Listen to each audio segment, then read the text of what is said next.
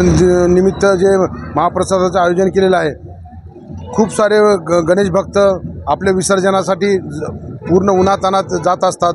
त्यांना पाण्याची आणि जेवणाची व्यवस्था व्हावी यासाठी आम्ही इथे या ठिकाणी आमच्या मित्रमंडळाच्या वतीने महाप्रसादाचे आयोजन केलेलं आहे.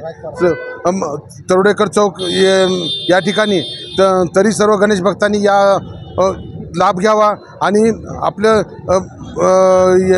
इथून आपले गणेश विसर्जनासाठी पुढे जावे. सर्व गणेश भक्तांना विनंती आहे, या महाप्रसादाचा आपण लाभ घेऊनच पुढे विसर्जनासाठी जावे.